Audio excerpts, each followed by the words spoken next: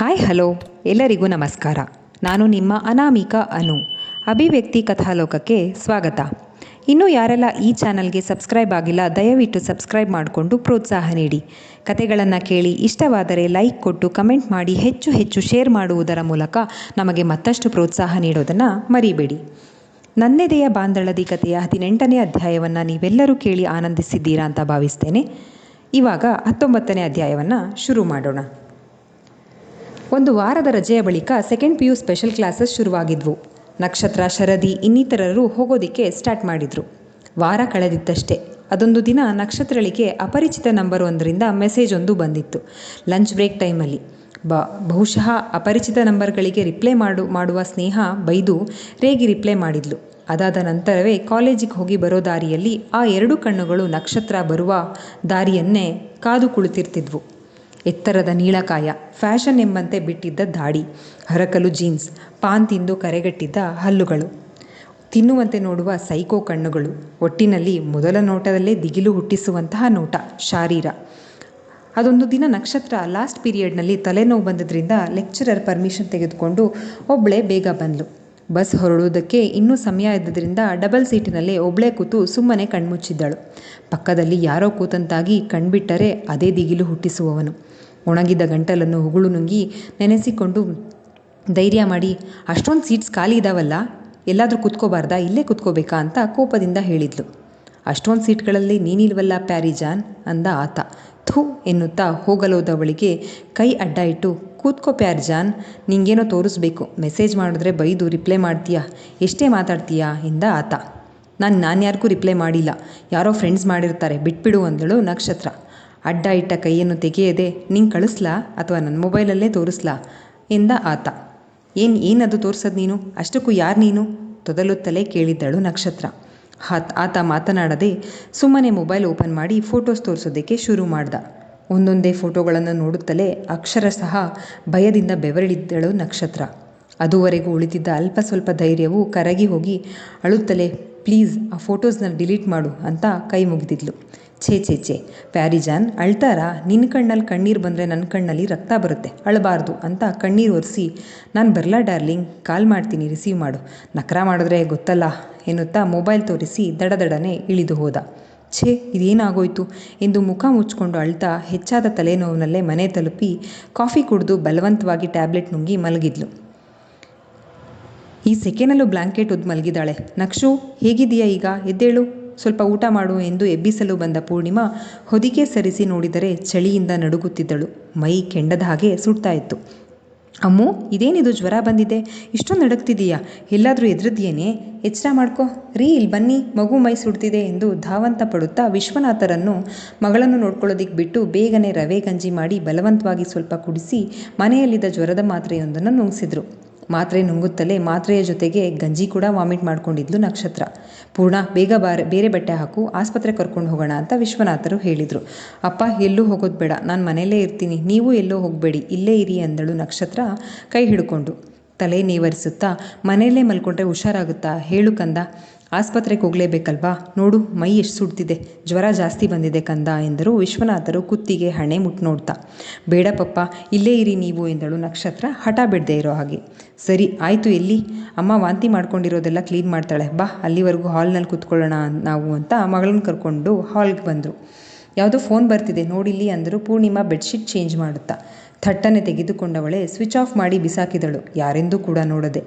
ಏನೂ ಮಾಡಲು ದಿಕ್ಕೇ ತೋಚದಂತಾಯಿತು. ಯಾರ ಹತ್ರ ಹೇಳ್ಕೊಳ್ಳೋದು ಇದನ್ನ? ಅಪ್ಪ ಅಮ್ಮ ಬೇಡ, ನೊಂದ್ಕೋತಾರೆ.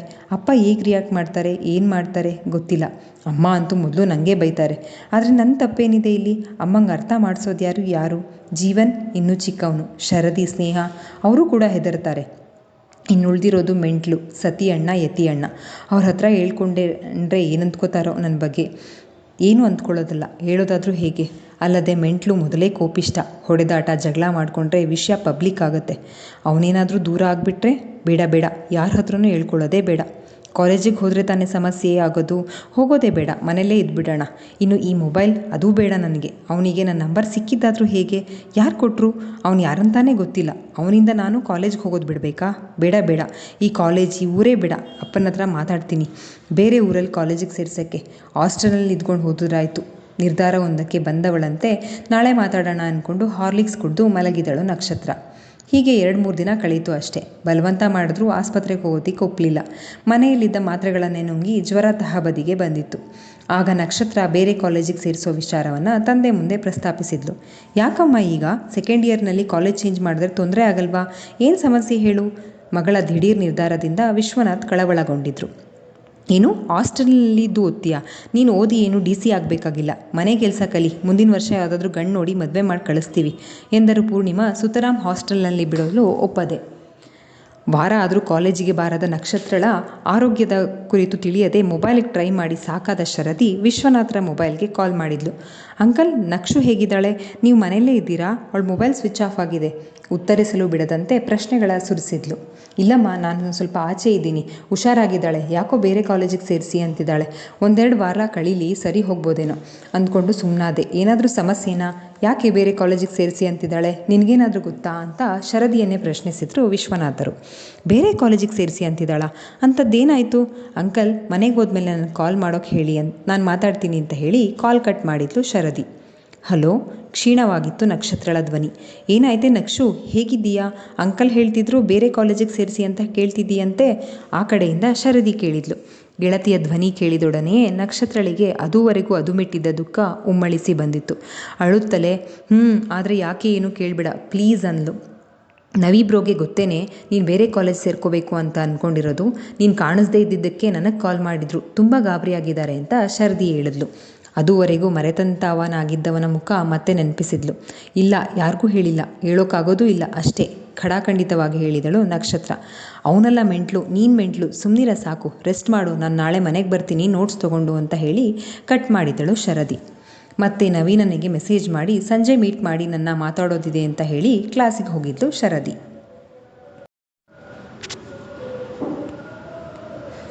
ಏನಾದರೂ ಗೊತ್ತಾಯ್ತಾ ಚುಕ್ಕಿ ಬಗ್ಗೆ? ಶರದಿಯ ಮುಖ ಕಾಣುತ್ತಲೇ ನವೀನ್ ಪ್ರಶ್ನೆ ಮಾಡಿದ್ದ. ಆದರೆ ಏನೊಂದು ಅರ್ಥ ಆಗ್ತಿಲ್ಲ ಬ್ರೋ. ಬೇರೆ ಕಾಲೇಜಿಗೆ ಸೇರಿಸಿ ಈ ಊರೇ ಬೇಡ, ಹಾಸ್ಟೆಲಲ್ಲಿ ಇದು ಓದ್ತೀನಿ ಅಂತಿದ್ದಾಳಂತೆ ಅಂತ ಶರದಿ ಹೇಳಿದ್ಲು. ಏನು, ಕಾಲೇಜ್ ಬೇಡವಂತ? ಯಾಕಂತೆ? ಏನು ಸಮಸ್ಯೆ ಅಂತೆ? ಇರು ಕಾಲ್ ಮಾಡ್ತೀನಿ ಎಂದು ಕಾಲ್ ಮಾಡಿ ಸ್ವಿಚ್ ಆಫ್ ಆಗಿದೆ ಅಂದ ನವೀನ್. ಮೊಬೈಲ್ ಯೂಸ್ ಮಾಡ್ತಿಲ್ಲ ಬ್ರೋ, ನಾನು ಅಂಕಲ್ ನಂಬರ್ಗೆ ಕಾಲ್ ಮಾಡಿದ್ದೆ ಎಂದಳು ಶರದಿ. ಹೌದಾ ಎನ್ನುತ್ತಾ ಮತ್ತೊಂದು ನಂಬರ್ಗೆ ಕಾಲ್ ಮಾಡಿದ್ದ ನವೀನ್. ನೀವು ಅಂಕಲ್ಗೆ ಮಾಡ್ತಿದ್ದೀರಾ? ಬೇಡ ಅನಿಸುತ್ತೆ ಅಂತ ಹಿಂದೇಟ್ ಹಾಕಿದ್ಲು ಶರದಿ. ಇಲ್ಲ, ಲ್ಯಾಂಡ್ಲೈನಿಗೆ ಮಾಡ್ತಿದ್ದೀನಿ, ತಗೋ ಮಾತಾಡು. ಬೇರೆ ಯಾರಾದರೂ ರಿಸೀವ್ ಮಾಡಿದ್ರೆ ಮಾತಾಡಿ ಅವಳಿಗೆ ಕೊಡೋಕೆ ಹೇಳು, ಆಮೇಲೆ ನಾನು ಮಾತಾಡ್ತೀನಿ ಅಂದ ನವೀನ್ ಮೊಬೈಲ್ ಶರದಿ ಕೈ ಕೊಡುತ್ತಾ. ಅತ್ತಲಿಂದ ಜೀವನ್ ಮಾತಾಡ್ತಾ ಇರೋದು ಶರದಿಯ ಧ್ವನಿ ಗುರುತಿಸಿ, ಅಕ್ಕ, ಈ ವೇಸ್ಟ್ ಬಾಡಿನ ಮೊದಲು ಕಾಲೇಜಿಗೆ ಕರ್ಕೊಂಡು ಹೋಗಿ ಬರೀ ತಿನ್ನೋದು ನಿದ್ದೆ ಮಾಡೋದು ಮಾಡ್ತಿದ್ದಾಳೆ, ಡುಮ್ಮಿ ಆಗ್ತಿದ್ದಾಳೆ ಗೊತ್ತಾ ಅಂತ ಆರೋಪಿಸಿದ್ದ. ಆಯ್ತಾಯ್ತು, ನಕ್ಷತ್ರಂಗೆ ಫೋನ್ ಕೊಡು, ನಾನು ಮಾತಾಡ್ತೀನಿ ಅಂದಳು ಶರದಿ. ನಕ್ಷು, ಫೋನ್ ನಿಂಗೆ ರಿಸೀವರ್ ಹಾಗೆ ಇಟ್ಟಿದ್ದೀನಿ, ರಿಸೀವ್ ಮಾಡು, ನನಗೆ ಹೋಮ್ವರ್ಕ್ ಇದೆ ಎನ್ನುತ್ತಾ ಕೂಗಿ ಓಡಿದ್ದ ಜೀವನ್. ಎಷ್ಟು ಸಾರ್ತಿ ಹೇಳಬೇಕು ನಿನಗೆ ಕಾಲ್ ಮಾಡಬೇಡ ಅಂತ? ನೀನು ಹೀಗೆ ಕಾಲ್ ಮಾಡ್ತಿದ್ರೆ ನಮ್ಮಪ್ಪಂಗೆ ಹೇಳ್ತೀನಿ ಅಷ್ಟೇ, ಧೈರ್ಯ ಮಾಡಿ ಮಾತನಾಡಿದ್ಲು ನಕ್ಷತ್ರ ಬೆಳಗಿನಿಂದ ಕಾಲ್ ಮಾಡುತ್ತಿದ್ದ ಅನಾಮಿಕನೆಂದುಕೊಂಡು. ಯಾರು ಕಾಲ್ ಮಾಡ್ತಿದ್ದಾರೆ ಲ್ಯಾಂಡ್ಲೈನ್ಗೆ? ತೀಕ್ಷ್ಣವಾಗಿ ಕೇಳಿದ ನವೀನ್. ನವೀನನ ಧ್ವನಿ ಕೇಳುತ್ತಲೇ ತನಗೊದಗಿದ ದುಸ್ಥಿತಿಯ ನೆನೆದು ದುಃಖ ಉಮ್ಮಳಿಸಿ ಬಂದು ನೀರಿನಲ್ಲಿ ಮುಳುಗುತ್ತಿದ್ದವಳಿಗೆ ಹುಲ್ಲು ಕಡ್ಡಿ ಆಸರೆಯಾಗಿ ದೊರಕಿದ ಹಾಗಾಗಿತ್ತು. ಆದರೂ ಇರುವ ಸಮಸ್ಯೆಯನ್ನು ಹೇಳ್ಕೊಳ್ಳೋದಕ್ಕಾಗದೆ, ಏನಿಲ್ಲ, ಯಾವುದೋ ಅಡ್ವರ್ಟೈಸ್ಮೆಂಟ್ ಕಾಲ್ ಅಷ್ಟೇ ಅಂತ ಹೇಳಿದ್ಲು. ಮನೇಲಿ ಕೂತ್ಕೊಂಡು ಇತ್ತಲಲ್ಲೇ ಮಿನಿ ಲಾಲ್ಬಾಗ್ ಏನಾದರೂ ಮಾಡ್ತಿದ್ಯಾ ಹೇಗೆ? ಫೋನಲ್ಲಿ ಏನೂ ಕೇಳಲ್ಲ, ನಾಳೆ ಕಾಲೇಜಿಗೆ ಬಾ ಅಷ್ಟೇ ಎಂದಿದ್ದ ನವೀನ್. ಇಲ್ಲ, ನಾನು ಬರಲ್ಲ, ತಕ್ಷಣವೇ ಉತ್ತರಿಸಿದ್ಲು ನಕ್ಷತ್ರ. ನಾನಿರ್ತೀನಿ, ಯಾವಾಗಲೂ ನಂಬಿಕೆ ಇದೆ ಅಲ್ವಾ ಎಂದು ಅಪ್ಪಣೆ ಕೇಳದೆ ಇವಳು ತನ್ನವಳೆಂದು ಒಬ್ಬನೇ ನಿರ್ಧರಿಸಿದವನಂತೆ ವರ್ತಿಸುತ್ತಿದ್ದವನು ಮೊದಲ ಬಾರಿಗೆ ನಂಬ್ತೀಯಾ ಎಂದು ಕೇಳಿದ. ಏನೆಂದು ಉತ್ತರಿಸಲು ತಿಳಿಯದೆ ಮೌನವಾಗಿದ್ದವಳಿಗೆ ಪ್ರೀತಿಯಿಂದ, ನಾನಿಲ್ವಾ, ಬರ್ತೀಯಲ್ವ ನಾಳೆ ಅಂತ ನವೀನ್ ಕೇಳಿದ್ದ. ಕಾರ್ಮೋಡ ಸರಿದು ತಿಳಿಯಾದ ಆಗಸದಂತೆ ಅನಿಸಿತು ಮನಸ್ಸಿಗೆ. ಎಂದು ಸರಿ, ಫೋನ್ ಇಡ್ತೀನಿ ಎಂದು ಕಾಲ್ ಕಟ್ ಮಾಡಿದಳು. ನಾಳೆ ಬರ್ತಾಳೆ ಹೇಳಿದ್ದೀನಿ, ಹುಷಾರು ಸ್ವಲ್ಪ ಎಂದ ನವೀನ್ ಶರದಿಗೆ ಮೊಬೈಲ್ ಹಿಂದಿರುಗಿಸುತ್ತಾ. ನಾನಲ್ವಾ ಬೆಸ್ಟ್ ಫ್ರೆಂಡು, ನಾನಷ್ಟು ರಿಕ್ವೆಸ್ಟ್ ಮಾಡಿಕೊಂಡ್ರೂ ಕರೆದ್ರೂ ಒಪ್ಕೊಳ್ಳಿಲ್ಲ. ನಿಮ್ಮ ಹತ್ರ ಮಾತ್ರ ಯಾವಾಗಲೂ ಜಗಳ ಮಾಡ್ತಾಳೆ. ನೀವು ಕರೆದಿದ್ದಕ್ಕೆ ಮಾತ್ರ ಒಂದೇ ಮಾತಲ್ಲಿ ಹ್ಞೂ ಅಂತ ಒಪ್ಕೊಂಡ್ಬಿಟ್ಲು. ಬರಲಿ ನಾಳೆ, 2ರಲ್ಲಿ ಒಂದು ಇತ್ಯರ್ಥ ಆಗಬೇಕು ಎಂದಳು ಶರದಿ ಮುಖ ಊದಿಸ್ಕೊಂಡು. ಏನು ಇತ್ಯರ್ಥ ಆಗಬೇಕು ಹೇಳು ಎಂದ ನವೀನ್ ಕಿವಿ ಹಿಂಡುತ್ತಾ. ಬ್ರೋ, ನನಗೇನು ಜಲಸ್ ಆಗಲ್ವಾ? ಗರ್ಲ್ಸ್ಗೂ ಜಲಸ್ ಆಗುತ್ತೆ ಬಿಡಿ, ಕಿವಿ ನೋಯ್ತಾ ಇದೆ. ಅವಳಿಗೆ ನಾನು ಜಾಸ್ತಿ ಇಷ್ಟನಾ, ನೀವು ಜಾಸ್ತಿ ಇಷ್ಟನಾ ಕೇಳೇ ಬಿಡ್ತೀನಿ ನಾಳೆ ಅಂತ ಅಂದಳು ಶರದಿ. ನಾನಿಷ್ಟ ಅಂತ ನಿನ್ನ ಹತ್ರ ಆದರೂ ಹೇಳ್ತಾಳಾ? ನವೀನ್ ಮುಖದಲ್ಲಿ ನೋವಿನ ಗೆರೆಯೊಂದು ಮೂಡಿತ್ತು. ಬ್ರೋ, ಏನಕ್ಕೆ ಫೀಲ್ ಆಗ್ತಿದ್ದೀರಾ? ಎಲ್ಲೋಗ್ತಾಳೆ, ಸುಮ್ಮನಿರಿ ನೀವು ಎಂದಳು ಶರದಿ. 2 ವರ್ಷ ಆಯಿತು ಅವಳು ಮುಂದೆ ಪ್ರಪೋಸಲ್ ಇಟ್ಟು, ಇನ್ನೂ ಇಷ್ಟ ಅನ್ನೋ ಒಂದು ಸಣ್ಣ ಸುಳಿವು ಕೂಡ ಸಿಕ್ಕಿಲ್ಲ ಅವಳ ಕಡೆಯಿಂದ. ಸಿಗ್ತಾಳೆ ಅನ್ನೋದು ಕಾನ್ಫಿಡೆನ್ಸ್, ಆದರೆ ಸಿಗ್ತಾಳೆ ಅನ್ನೋದು ಓವರ್ ಕಾನ್ಫಿಡೆನ್ಸ್ ಆಗೋಗುತ್ತೆ. ಲೈಫ್ ಇದು, ಕಾನ್ಫಿಡೆನ್ಸ್ ಇರಬೇಕು, ಓವರ್ ಕಾನ್ಫಿಡೆನ್ಸ್ ಇರಬಾರ್ದು. ಒಂದೊಂದು ಸರ್ತಿ ಹೋಪ್ಲೆಸ್ ಆಗೋಗ್ತೀವಿ, ಆವಾಗಲೇ ಎಲ್ಲಿ ಅವಳು ಸಿಗಲ್ವೋ, ಕಳ್ಕೊಬಿಡ್ತೀನೋ ಅನ್ನೋ ಭಯ ಕಾಡುತ್ತೆ ಅಂತ ನವೀನ್ ಚಿಂತೆ ಮಾಡ್ತಾ ಹೇಳಿದ್ದ. ಬ್ರೋ, ಆ ಥರ ಏನೂ ಆಗಲ್ಲ. You both are made for each other. ಅವಳ ಹಣೆಯಲ್ಲಿ ನೀವೇ ಬರೆದಿದ್ರೆ ಅವಳೆಷ್ಟೇ ನಖರ ಮಾಡಿದ್ರೂ ತಪ್ಸೋಕ್ಕಾಗಲ್ಲ. ಡೋಂಟ್ ವರಿ, ನನ್ನ ನಕ್ಷತ್ರ ನಿಮ್ಮ ಜೊತೆ ಚೆನ್ನಾಗಿರ್ತಾಳೆ ಅನ್ನೋ ನಂಬಿಕೆ ನನಗಿದೆ. ಎಲ್ಲ ಒಳ್ಳೆಯದಾಗುತ್ತೆ, ನಾನಿನ್ನೂ ಬರ್ತೀನಿ ಎನ್ನುತ್ತಾ ಬಾಯ್ ಹೇಳಿ ರಸ್ತೆ ತಿರುವಿನಲ್ಲಿ ತಿರುಗಿದ್ಲು. ಶರದಿ, ಒಂದು ನಿಮಿಷ ಅಂದ ನವೀನ್. ಏನು ಬ್ರೋ ಎಂದಳು ಶರದಿ. ಲೈಫ್ ಕೂಡ ಹೀಗೆ ರೋಡ್ ಥರ, ಇಷ್ಟೊಂದು ನನ್ನ ಜೊತೆ ಇದ್ದೆ ನೋಡು, ನಿನ್ನ ಟರ್ನ್ ಬಂದ ಕೂಡಲೇ ನೀನು ಟರ್ನ್ ಆದೆ, ಹಾಗೆ ಅಲ್ವಾ ಎಂದ ನವೀನ್. ಬ್ರೋ, ನೀವಿವತ್ತು ಯಾಕೋ ತುಂಬ ಎಮೋಷ್ನಲ್ ಆಗ್ತಿದ್ದೀರಾ. ನಿಮ್ಗೆ ಹೇಳೋವಷ್ಟು ನನಗೆ ತಿಳಿದಿಲ್ಲ. ಹೇಗೋ ನಾಳೆ ನಿಮ್ಮ ಚುಕ್ಕಿ ಬರ್ತಾಳಲ್ಲ, ನೋಡಿದ್ರೆ ಸರಿ ಹೋಗುತ್ತೆ ಬಿಡಿ. 15 ದಿನ ಆಯ್ತಲ್ಲ ಜಗಳ ಆಡಿ, ಅದಕ್ಕೆ ಹೀಗೆ ಏನೇನೋ ಥಿಂಕ್ ಮಾಡ್ತಿದ್ದೀರಾ. ಚುಕ್ಕಿ ನಿಮ್ಮವಳು, ಆಯಿತಾ, ಬಾಯ್ ಅಂತ ಶರದಿ ಹೇಳಿದ್ಲು. ನಾಳೆ ಅವಳ ಜೊತೆ ಬಸ್ ಸ್ಟಾಪಿಗೆ ಯಾರೂ ಬರಬೇಡಿ. ಕಾಲೇಜ್ ಬಿಟ್ಟು ಕೂಡಲೇ ಅವಳೊಬ್ಬಳೇ ಬರಲಿ, ಹೆದರ್ಕೋಬೇಡಿ. ನಾನು ಅವಳನ್ನು ಫಾಲೋ ಮಾಡ್ತಿರ್ತೀನಿ, ಅವಳಿಗೇನೂ ತೊಂದರೆ ಆಗಲ್ಲ. ಆದರೆ ಅವಳಿಗೆ ನಾನು ಫಾಲೋ ಮಾಡ್ತಿರೋದು ಗೊತ್ತಾಗಬಾರ್ದು. ಬೇಡ, ನನಗನ್ಸುತ್ತೆ ಯಾರೋ ರ್ಯಾಗಿಂಗ್ ಮಾಡಿರಬೇಕು, ಅದಕ್ಕೆ ಹೆದರ್ತಿದ್ದಾಳೆ ಅಂತ ಅನಿಸುತ್ತೆ. ನೀನು ಹುಷಾರಾಗಿ ಹೋಗು ಎಂದು ಶರದಿಯನ್ನು ದಾರಿಯಲ್ಲಿ ಬಂದ ಆಟೋ ನಿಲ್ಲಿಸಿ ಸೇಫಾಗಿ ಡ್ರಾಪ್ ಮಾಡಿ ಅಂತ ಹೇಳಿ ಕಳಿಸಿದ್ದ. ಅಪ್ಪ, ನಾಳೆ ಕಾಲೇಜ್ಗೆ ಹೋಗ್ತೀನಿ.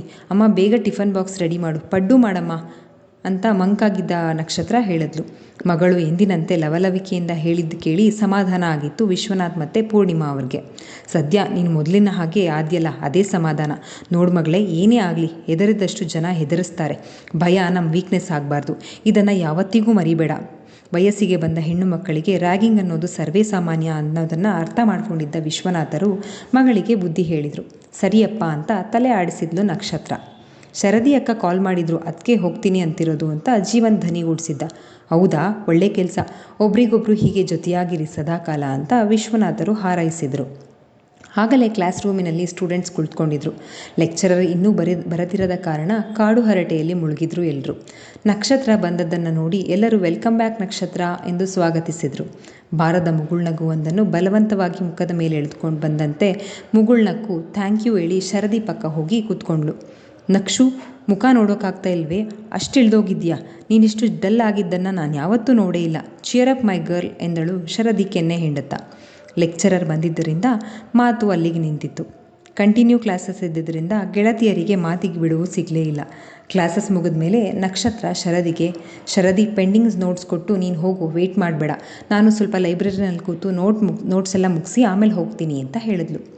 ನಕ್ಷತ್ರಳ ಮುಖ ಕಳೆಗುಂದಿ ಹೋಗಿರೋದನ್ನು ನೋಡಿ ಸಂಕಟವಾದಂತಾಗಿತ್ತು ಅವಳಿಗೆ. 15 ದಿನದ ನೋಟ್ಸ್ ಒಬ್ಬಳೇ ಎಷ್ಟು ಅಂತ ಬರೀತೀಯಾ? ನಾನು ಬರ್ಕೊಡ್ತೀನಿ ಅಂತ ಹೇಳಿದ್ಲು. ಲೆಸನ್ ಅಂತೂ ಕೇಳಿಲ್ಲ, ನೋಟ್ಸ್ ಬರೆದ್ರಾದರೂ ಸ್ವಲ್ಪ ಅರ್ಥ ಆಗುತ್ತೆ, ಸೊ ನಾನೇ ಬರಿತೀನಿ, ಇಟ್ಸ್ ಓಕೆ, ನೀನು ಹೋಗು ಅಂತ ನಕ್ಷತ್ರ ಹೇಳಿದ್ಲು. ನವೀನ್ ಕೂಡ ನೆನ್ನೆಯೇ ಹೇಳಿದ್ರಿಂದ, ಸರಿ, ಹೊರಡೋಕ್ಕೂ 10 ನಿಮಿಷ ಮುಂಚೆ ನನಗೊಂದು ಕಾಲ್ ಮಾಡು, ಯಾವುದಕ್ಕೂ ಟೆನ್ಷನ್ ಆಗಬೇಡ್ವೆ, ಧೈರ್ಯವಾಗಿರು ಅಂತ ಹೇಳಿ ಶರದಿ ಅಲ್ಲಿಂದ ಹೊರಟಳು. ಇಲ್ಲಿಗೆ ಈ ಅಧ್ಯಾಯ ಮುಕ್ತಾಯವಾಯಿತು. ನಿಮ್ಮೆಲ್ಲರಿಗೂ ಈ ಸಂಚಿಕೆ ಇಷ್ಟವಾಗಿದೆ ಅಂತ ಭಾವಿಸ್ತೇನೆ. ದಯವಿಟ್ಟು ನಿಮ್ಮ ಅನಿಸಿಕೆ ಅಭಿಪ್ರಾಯಗಳನ್ನು ಕಮೆಂಟ್ ಸೆಕ್ಷನಲ್ಲಿ ಹಂಚಿಕೊಳ್ಳಿ. ಧನ್ಯವಾದಗಳು.